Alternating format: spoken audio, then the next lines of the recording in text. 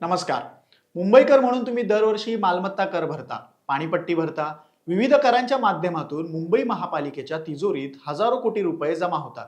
या पैशातून रस्ते बनतात, गटारं साफ होतात, पाणी पुरवठा होतो, रुग्णालये चालतात, शाळा चालतात आणि शहराचा विकास होतो. म्हणजेच हा पैसा कुठल्याही एका व्यक्तीचा नसून प्रत्येक मुंबईकराचा आहे. म्हणूनच जेव्हा या सार्वजनिक पैशातून एखाद्या कामासाठी कोट्यवधी रुपये खर्च होतात, तेव्हा त्या खर्चावरती प्रश्न विचारणं हे चुकीचं नसतं. उलट तो प्रत्येकाचा करदात्याचा अधिकार आहे. हे सगळं सांगण्याचा मुद्दा असा की सध्या चर्चेत आलेला विषय आहे मुंबईच्या महापौरांच्या बंगल्यावर होत असलेल्या खर्चाचा. कारण अवघ्या 4 महिन्यांपूर्वी ज्या बंगल्याच्या नूतनीकरणासाठी सुमारे 2,40,00,00,000 रुपये खर्च करण्यात आले, आता पुन्हा त्याच बंगल्यासाठी जवळपास 2,90,00,00,000 रुपयांच्या खर्चाची नवी निविदा काढली गेली आहे अशी माहिती समोर आली. म्हणजे फक्त 4 महिन्यांच्या कालावधीत या बंगल्यावरती एकूण खर्च पोहोचतो तब्बल 5,30,00,000 रुपयांपर्यंत. हा आकडा ऐकल्यानंतर पहिला प्रश्न पडतो, 4 महिन्यांपूर्वीच काम झालं होतं, मग पुन्हा एवढ्या मोठ्या खर्चाची गरज का पडली?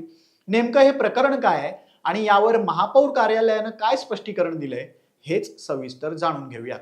नमस्कार, मी मोरेश्वर आणि तुम्ही पाहताय लोकमत मुंबई.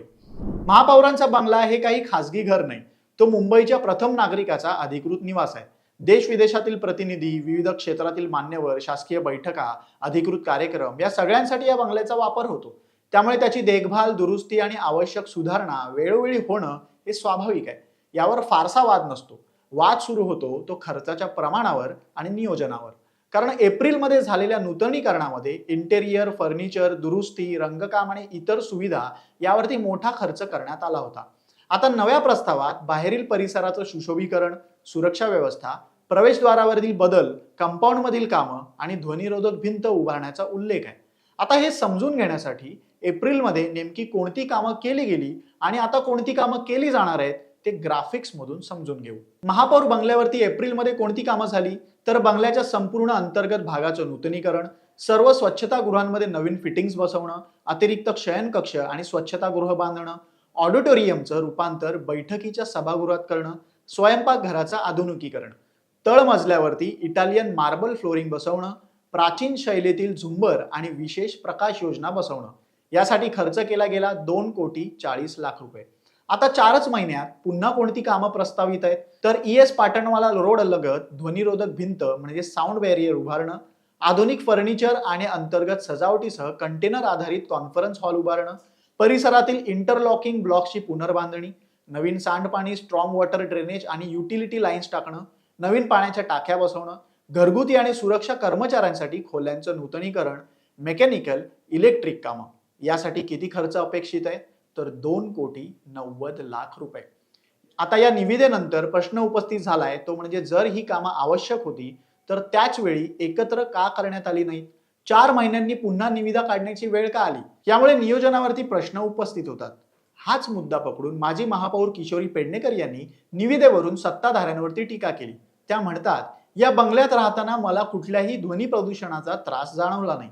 ध्वनिरोधक भिंती उभारल्यास बंगल्याचं सौंदर्यही झाकलं जाईल. हेरिटेज बंगल्याबाहेर कंटेनर उभारण्याचीही काही गरज वाटत नाही. महापौर बंगला ही सार्वजनिक जागा आहे. प्रत्येक नागरिक तिथे शहराच्या पहिल्या नागरिकाला भेटायला येतो. बाहेर कंटेनर उभारल्यानं नागरिकांना बंगल्यात येण्यास अडथळा होईल. आता या निविदेवरून टीका सुरू झाल्यानंतर महापौर कार्यालयाकडूनही स्पष्टीकरण जारी करण्यात आले. त्यामुळे या चर्चेची दुसरी बाजूही समजून घ्यायला हवी. माझ्या हातामध्ये टेंडर कॉपी आहे. या टेंडर कॉपीमध्ये लिहिले upgradations of premises of heritage bungalow situated at VJBB उद्यान अँड झू भायखला मुंबई. हे टेंडर आणि ह्याच्या खाली लास्टला जी सही आहे ती डायरेक्टर झू. मी ते कॉपीज घेऊन आली आहे. मुळामध्ये भायखळ्याचा बंगला हा हेरिटेज मेंटेनन्स ह्याच्या अंडर येतो आणि त्या बंगल्याचा सगळा परिसर आणि संपूर्ण राणीचा बाग हा डायरेक्टर झू त्याच्या अंडर येतो. हे जे टेंडर काढलेलं आहे ह्याच्यात कुठेही मेयर बंगल्याचा संबंध नाही. किंबहुना हा सगळा टेंडर प्रोसेस हा भायखळ्याच्या बंगल्याच्या अखत्यारीमध्ये येतच नाही. आणि असं असताना सुद्धा फक्त महापौर हे नाव जोडलं की मग ह्यांना बराच त्या ठिकाणी मायलेज मिळतो अशा पद्धतीची जी मानसिकता ही उबाटाच्या नेत्यांची आता तयार होत चाललेली आहे. आता दुसरी बाजू पाहायची झाली तर महापौरांचा अधिकृत निवास हा शहराच्या प्रतिष्ठेशी जोडला जातो. अनेक परदेशी प्रतिनिधी, शिष्टमंडळ आणि सरकारी कार्यक्रम तिथे होतात. त्यामुळे काही प्रमाणात दर्जेदार सुविधा असणं अपेक्षित असतं. सुरक्षा व्यवस्था मजबूत असणंही आवश्यक असतं. ध्वनिरोधक भिंत किंवा बाह्य परिसरातील सुधारणा या काही वेळा सुरक्षेच्या निकषांनुसार कराव्या लागतात.